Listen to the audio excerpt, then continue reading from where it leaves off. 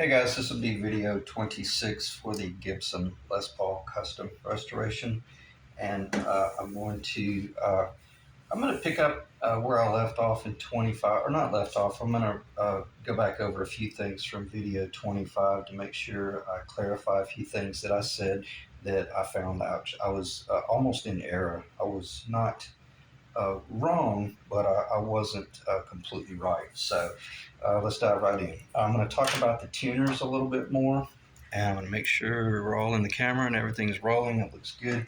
Uh, I went online last night. I got to thinking about the statement I made about, I don't have time to research this, but I realized that, man, you can't put a bird, something that I can figure out within about 10 minutes, 15 minutes would really overwhelm most people that are having a restoration like this done. Because if you go online and you start looking at Gibson Les Paul tuners, you are inundated with just boatloads of options and ideas and the forums and the blah blah blah blah blah. So I say that to say this.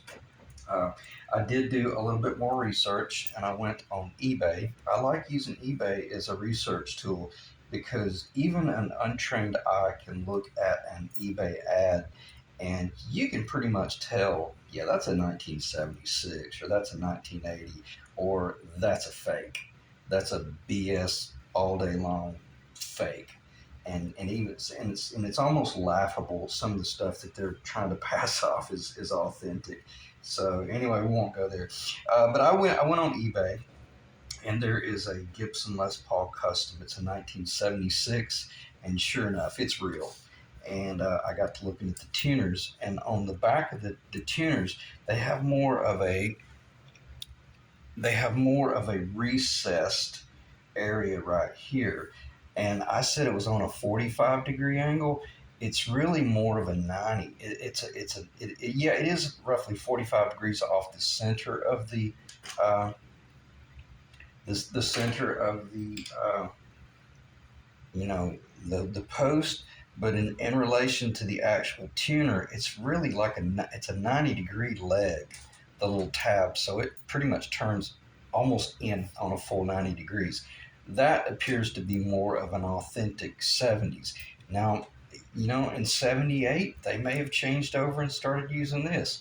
Or in the last quarter of 80, they might have used it. I don't know. Those are things I don't really have time to really get in and really, really start digging into. And again, this client me going, maybe thinking, it doesn't matter, man. And he's kind of clarified to me a few times. I'm okay with this. I'm okay with that. This, that, and the other.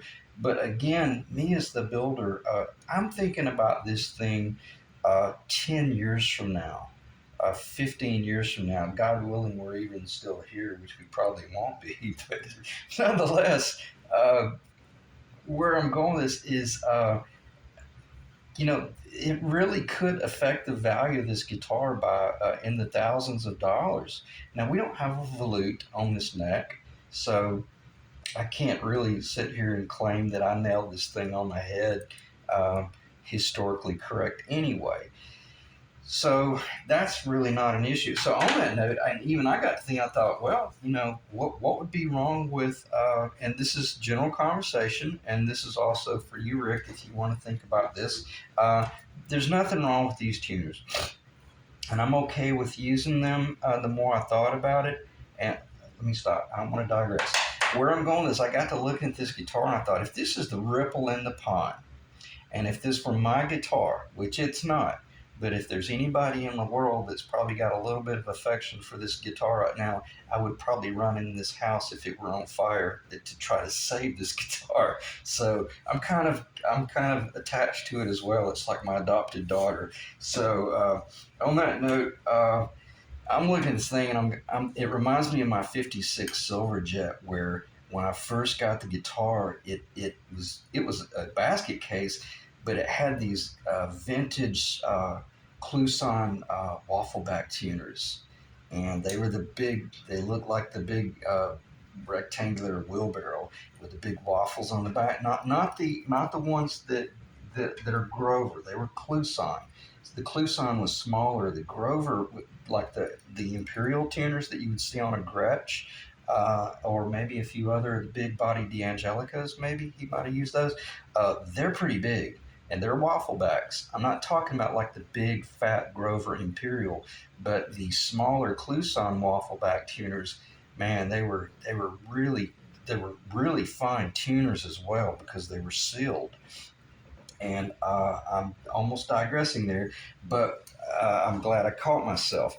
The distance from the center of this post to the center of that mounting tab is 10 millimeter, and you would think, well, then if you were to put waffle backs on here and do like a true full blown 50s replica, since we don't have the volute, and you're really wanting to capture and complement what they were doing in the 50s, you could go with the Cluson waffleback tuners, and you would think, well, then the other hole would be on a 10 millimeter, 10 millimeter above the center post, correct? Nope, it's 13.8. So even though you have the hole in the middle, and then you would drill two more holes. This is all hypothetical. You would drill two more holes. Okay, so you would have a hole drilled down here, 10 millimeter below the center line. The other hole for the Cluson Waffleback, or even the Grover Imperials, the Grover, or even the Cluson Deluxe. The mounting holes would be roughly 13.8 for the top hole, so it's higher. Why? Because of the gears in there, and the whole offset thing. Because the center line of the shaft is above the center line there, it forces the top hole a little bit higher. This is a lot more information than the owner probably wants.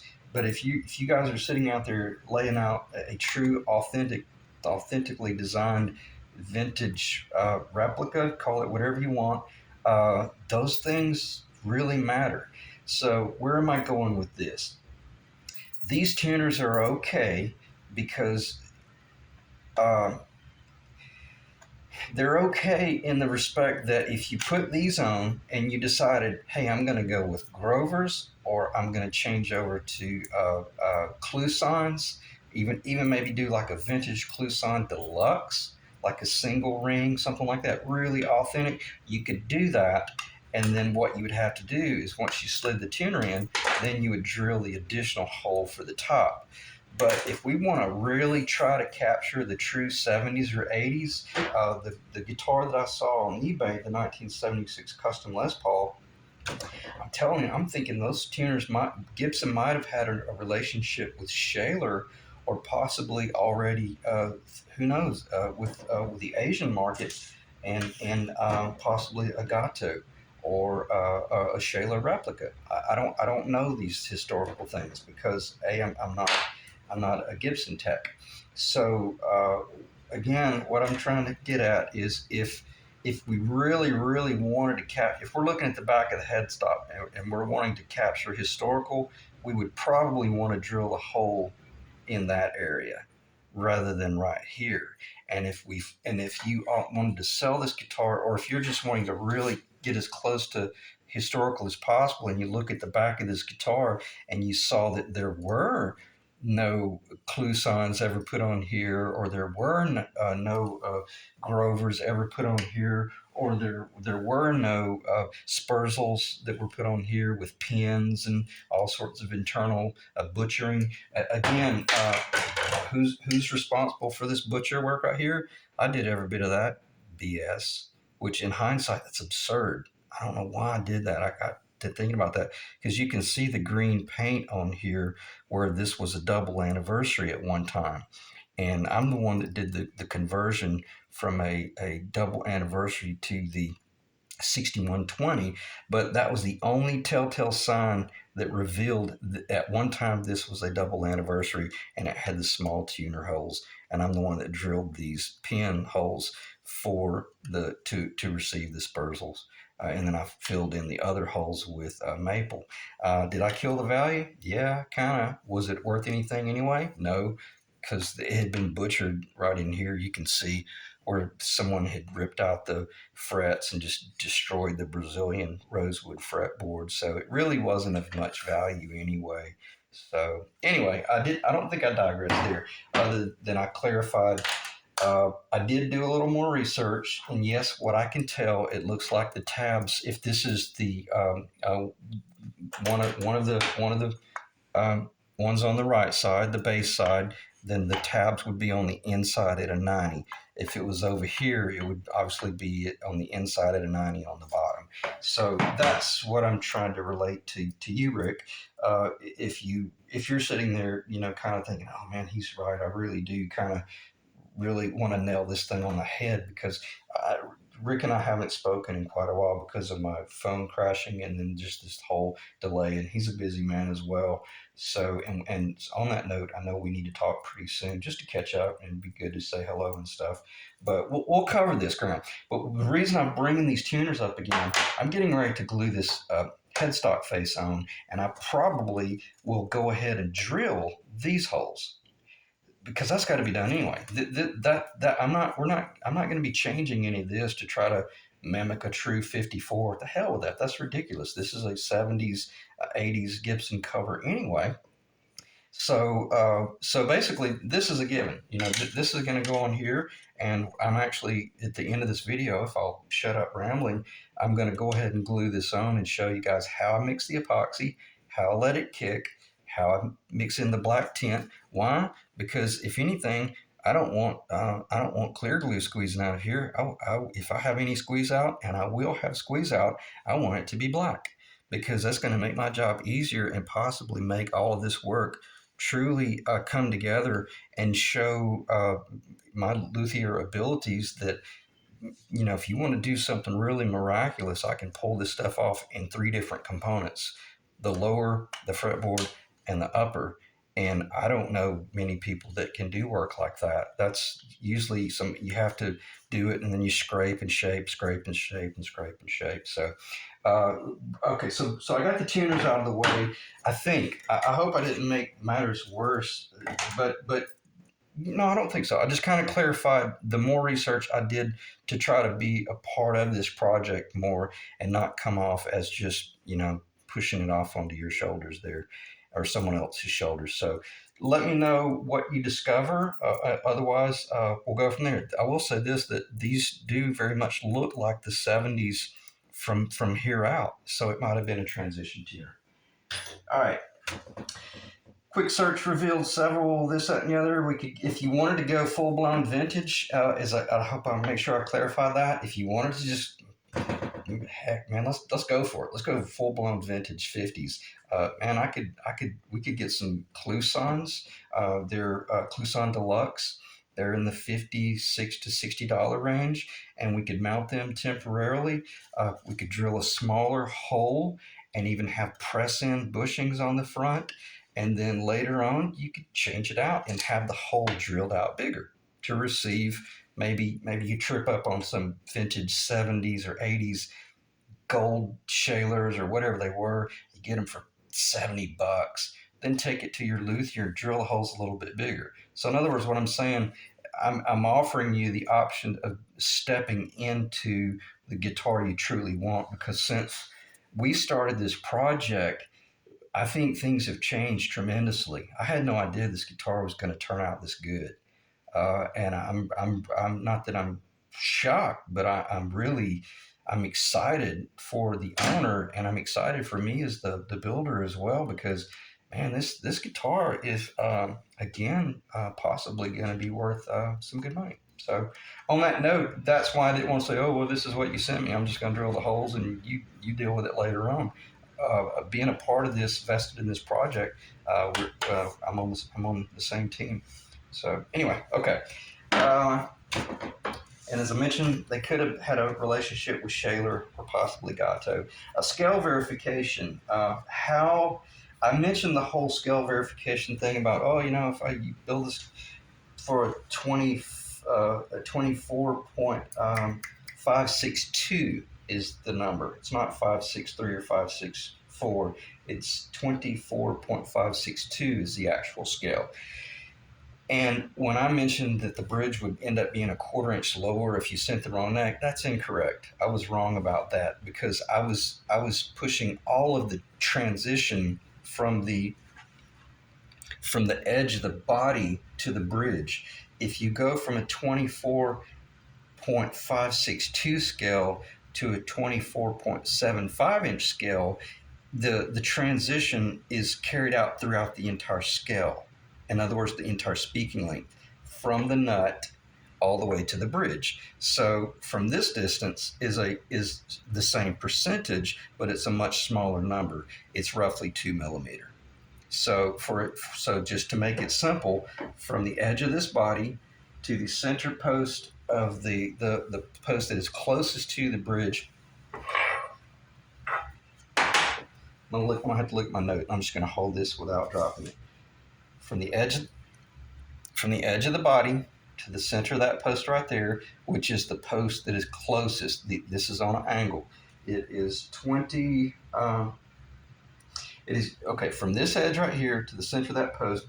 It's 249.718 millimeters. If it is a 24.5, that was for a 24 3/4 inch scale guitar.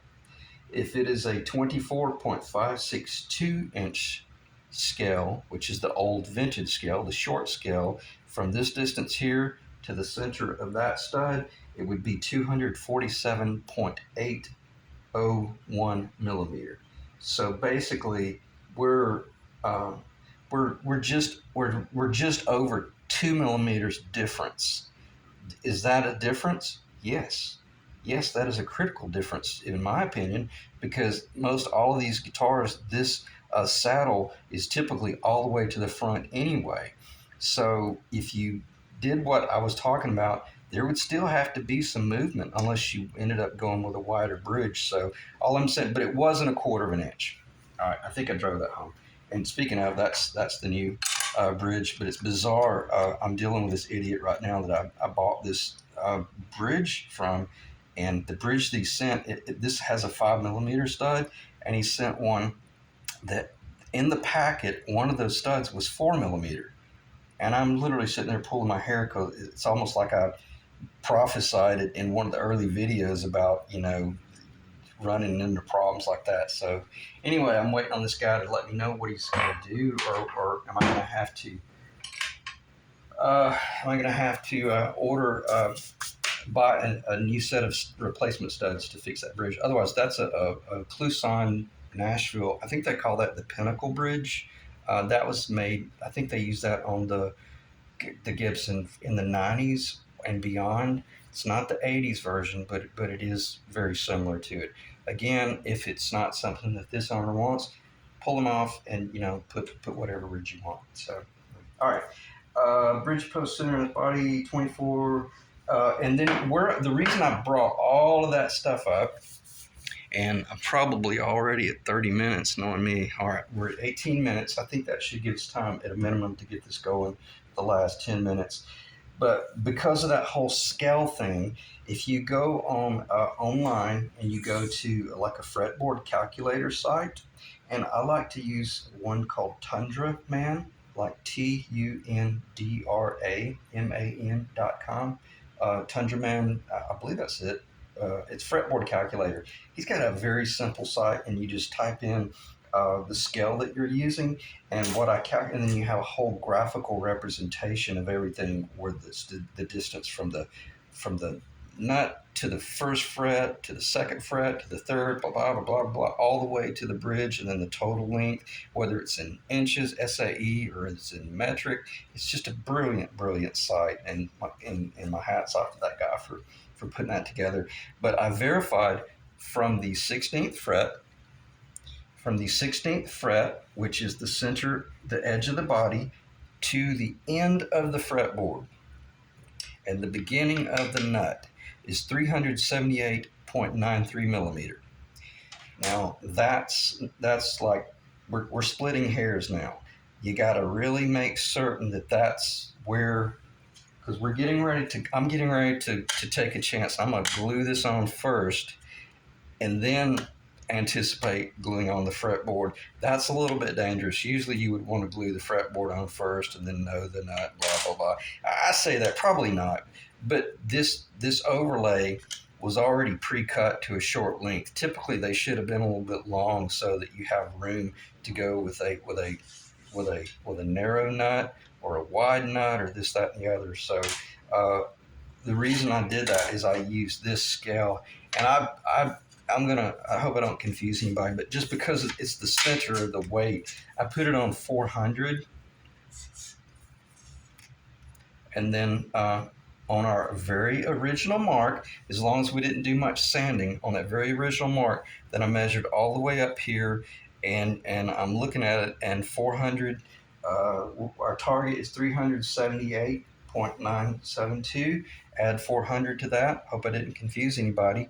Our target is going to be 778.932. It's no different than if I had just gone from 0 up to 378. And a lot of times I would do that in carpentry, where I would just start at 10 and then add the number because it's a 0. I'm not going to start talking about that 5 seconds. So anyway, that's where, when you're really getting ready to do this, you can verify things from a fretboard calculator website, and you make certain that you don't use your fretboard off a little bit. I'm gonna stop talking about that because I'll keep rambling about that stuff. That should make sense. If it doesn't make sense, just rewind it. You're from the 16th fret, which is where I should be clarifying that. The reason I keep saying the 16th fret, that's where the Gibson Les Paul and most of the archtop guitars, the small body archtop guitars, connect to the body at the 16th. And if you go back to one of my early videos, I was talking about splitting hairs and pushing my neck off the body about 3/8 of an inch. I changed everything. So when you understand what you're doing, then you can start cheating and manipulating different scales on a different body and still have an authentic looking guitar. So just going to stop talking about that. So anyway, 378.932 was our target. I got it. I was actually short by maybe a 32nd of an inch, which is good. I was able to push the nut just a little bit further out, which gave me a little bit more material to get to trim off right here to make sure, because I've already cut that on an angle. All right, and the reason I put that tape up there is to remind myself to mention, before I installed that nut, I opened up my lacquer thinner, and I got a Q-tip, and I took the Q-tip and I saturated the inside surface of all that wood with lacquer thinner to seal it, and even sealed it out here. So therefore, there is no unsealed wood, because you'd be surprised how much moisture can get in there and attack that neck through the truss rod channel and cause rusting, because all this is steel. This is not titanium, so it would start rusting and possibly squeaking, or I don't know. So anyway, that's sealed. All right, now let's do some. Let's see how much time we've got left. We're at 23 minutes. Hopefully, it's weird. I'm still kind of in panic mode about the phone may cut off at 30 minutes, and it probably won't. But I do respectfully want to keep the videos, good Lord, under 35 to under 40 minutes for certain. That's a long time, unless I'm really, discussing something that's really critical. So, body out of the way. Let's get this out of sight. And don't necessarily need that right now. One thing that you'll see, and probably what I'm going to do, is try my best to just not talk too much, other than just start doing this. All right, I know I'm going to need, and this actually takes a lot of confidence to do something like this on camera. Good thing about it, if it doesn't work, I'll just kill the video and it'll never be uploaded. But it should work fine. When you're mixing your epoxy, you want to know roughly how much to mix, because this was about $27 for these. It's not the end of the world. My God, I've used it forever. But a guy that builds airplanes taught me how he mixes them, that nobody really measures it in the field. But you want to know roughly the area that you need to cover. Whatever area you're covering, just put it down, trace around it, and then be done with it. I'm not going to do it. Before this, I took acetone. I like working with acetone, but be careful. This stuff is hot. I think it's even hotter than lacquer thinner. but I cleaned the wood and then cleaned the back and made sure that I've got really good clean surface. Plus, it opened the grain there a little bit. So that's off the table. Well, I'll tell you what, I may need that cleaning my fingers in a minute. So I'm leaning these forward so that they'll immediately open up. If that makes sense, if it is in the camera, I hope you can see that. Well, that'll make sense. I just trace around it with a pencil to give myself an idea about square area that I'm wanting to cover. And this guy taught me. He said basically all I do is just I do lines, like this. See that? Maybe a little bit thicker than that. But when you do this line here and then that line there, maybe that line right there, and then I'm going to come down here. And this is almost kind of like you're just gluing the area, Let's just go ahead and do one up here as well. I've never really done this because usually I'm such a cowboy about crap like this. I just kind of ballpark it. But since we're mixing the black in and this, because this is going to have to kick for a minute or two, and I forgot about that. I should have done this before I started running my mouth about the tuners and the scale and stuff.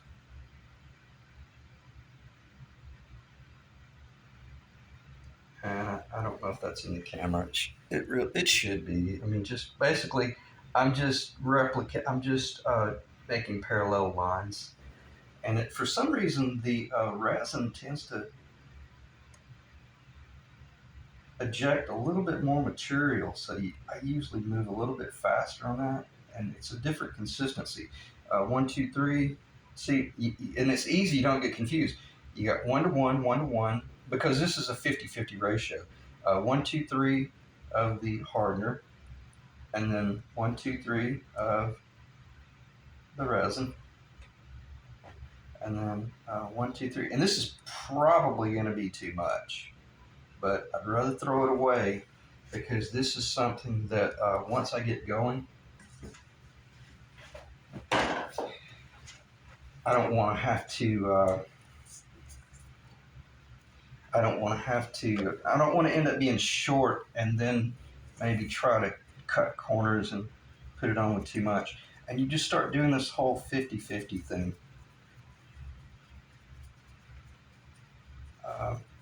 And what I'm using here, these are bamboo skewers for like grilling. I got these at Dollar General for like $1.25, somewhere in the dollar range. And what I'm about to do now, see if this will stay on the table. I'm going to try. You just take the skewer and you push it over into the center as much as you can. Because what I'm about to start doing is really mixing. You don't want to mix it on that big flat surface. I was just using that to get my square area. Now you really want to start mixing. And you guys can time it, but it's probably going to be about a minute. So maybe a little bit less because I'll let it kick. And but again, you have to be you have to be disciplined to not rush yourself. And again, this is so much the reason why I like working. I'm going to do something I typically don't do. I want to keep that what off my fingers.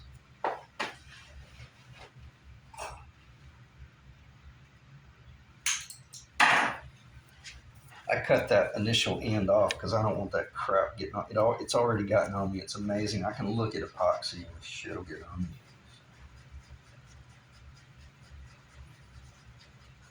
The great thing about the slow dry epoxy, it gives you so much time, and you can actually enjoy this. If this can be glued on with a tight bond, but this is thick.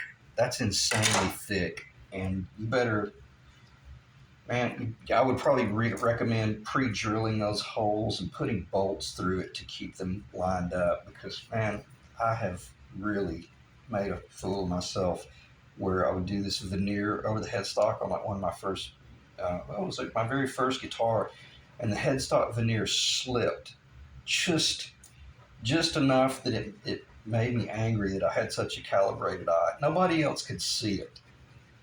But I'm not kidding you, it was off about a 32nd of an inch and I could see it. And it drove me crazy. Nobody else could see it. I sold the guitar about it's under $4,000, but it was a good deal for both of us. But it was so nice to see that guitar gone because it was driving me crazy being reminded of the mistakes I made. And again, this is just a 1-to-1 ratio. I do know that when I was restoring my boat in South Florida, if you left epoxy in really big puddles like that, man, I think it's called the exothermal reaction is what it's really called. The thermal side, man, it would heat up to the point where it would. This buddy of mine, Larry, the boat restorer painter, said he's seen epoxy start smoking before. Stuff is very volatile. And I think I've probably mixed that over a minute. Uh, so what we're going to do, I'm going to let it sit. The reason I brought up that whole puddle thing, push it out a little bit and let it kick. All right, let me check the time. 31 minutes. It's amazing how quickly time goes. What can we talk about while that's kicking? Because I don't want to add that black until I'm really confident that it's set that epoxy has set there and kicked a little bit. I know what we can do. We can do some testing on how we would do the clamp up and what my target is here. This will be a good use of time. Basically, the way I designed this headstock, it is just a micro dimension smaller than this right here. And when I say micro, I mean, good Lord, I mean, it's amazing how close it is, but you can still catch your fingernail on the overlay. Now, the one of two option would be after it's on, then you take a razor blade and scrape that off, but I wouldn't recommend that because then you start losing the original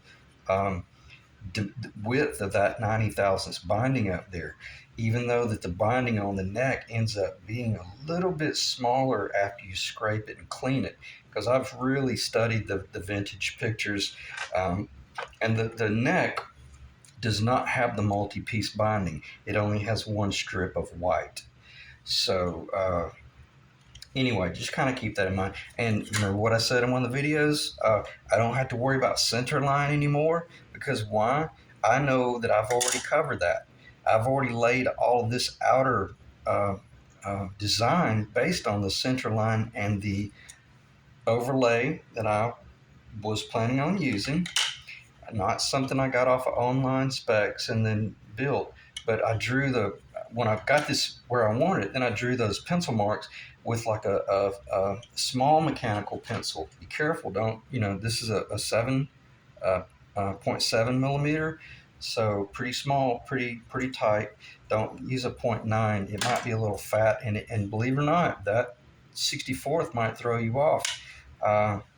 So anyway, when I glue this on, I've already did this mock-up a little while ago. Basically, what my target is going to be is this. I'm going to be hitting basically right there, like that. And then and in a perfect world, it would go in one spot and it would be set and it wouldn't move. It's not a perfect world. This thing's going to try to slip around on us. It's going to fight me a little bit. So you might see me reposition, and I may even get to a point where I realize, and I'll explain, I got 30 minutes, upwards close to 45 minutes to work with this epoxy. If I start having problems, then what I may do is just take a break, go get a cup of coffee, because I'm going to basically get it where I want it, and I'm going to come in here like this. These are extremely tight. And I may not even start with these first, but that's all I'm going to do to start with. And then I'm going to sit here and I'm going to start moving it around and I'm going to start watching it, because how much epoxy am I going to put on here? Only enough to glue this baby together. And you're about to witness it, because we've had plenty of time for that epoxy to kick. So basically, it's not going to be anything major as far as doing the clamping. Ask myself, how do I want to do this? Okay, I'm trying to do this so that I stay clean.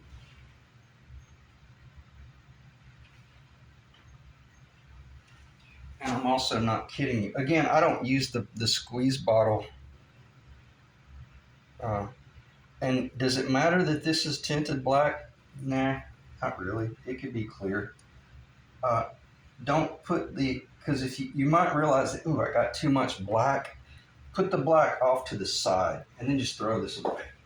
Because if you don't throw that away, it'll end up slipping over here, and you might have your 59 Les Paul replica over there and the maples down, and then that black gets on it and destroys that. So just throw stuff away, stay in that area right there. Another thing I learned about these rags with acetone on them, don't get them near your cell phone. They'll eat the finish.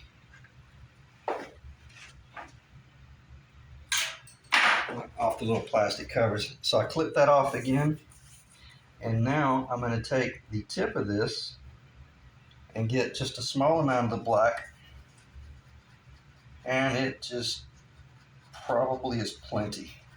And then even after I mix in this black, I'm going to let this kick maybe for about a minute, not too much, because see, the epoxy is already cured on a molecular or it's already kicked on a molecular level. And I so hope that I mixed up enough epoxy. That would be embarrassing if I don't. But actually, no, it won't, because the whole idea of the epoxy is if I didn't mix up enough, I just mix up some more. It takes about 3 to 5 minutes for that little batch to set, and we'll be good. So on this note, what I'm going to do is I'm going to go ahead, and as this may be mixing, all right, the question is, where should I put it first? Should I put it on the headstock, or should I put it on the... It doesn't matter anymore, because I'm no longer working by these tuner locations. The tuner locations have served their purpose. The camera? Yep. The tuner locations have served their purpose, and they are no longer needed. Because now we have an outside dimension. These little skewers work pretty good. Yeah, see, I should be really good on the epoxy as far as the mix. And trust me, this you don't need much. Probably one of the hardest things I ever overcame was to not put too much glue. And most woodworkers will always tell you, always put glue on both sides of the wood. And I used to not see the importance of that, but I get it now, because you will get a feel, you will get a better feel for how much glue that, especially I'm thinking of like tight bond right now. See how much more epoxy? I've got plenty of epoxy, so that should be really good. So what am I going to do? I'm going to finish saying what I was going to say about the applying the glue to both surfaces. You really get a very good feel for. I'm asking myself, am I making any mistakes here? Nope, I don't. Even those lines, I don't even need those lines anymore, because now I'm just working from the outside dimension of the overlay. And I don't even know if I finished what I was saying. When you apply glue to both surfaces, you know for a fact that you got a good seal in both areas, and then you're able to, when you put the two pieces together and do just a small amount of sliding or shifting to get them to fit, then you know beyond a shadow of a doubt that you don't have any pockets in there. And this is where you don't want too much epoxy right here, but you better put enough. The last thing you want is a you-know-what pocket. And I hope the camera's under 45 minutes. Let's see what time it is. We're at 40 minutes. Unbelievable. So this is going to be a short video. I mean, a long video. But this is important because the last thing I'd want to do is cut the video off just to try to keep the videos under 35 minutes. And why am I doing it only on this side? Because I'm doing it pretty thick. And I know that once I clamp this baby, it's one thing I learned doing my boat, you can do scars in there if you wanted to, just so that if there are any high spots, low spots, it'll kind of transfer it to those areas on its own. And make sure I got plenty right there. And the cool thing about it is, even if you didn't have enough, all right, now that's trash. So tell you what, let me do this. Just get it off the table.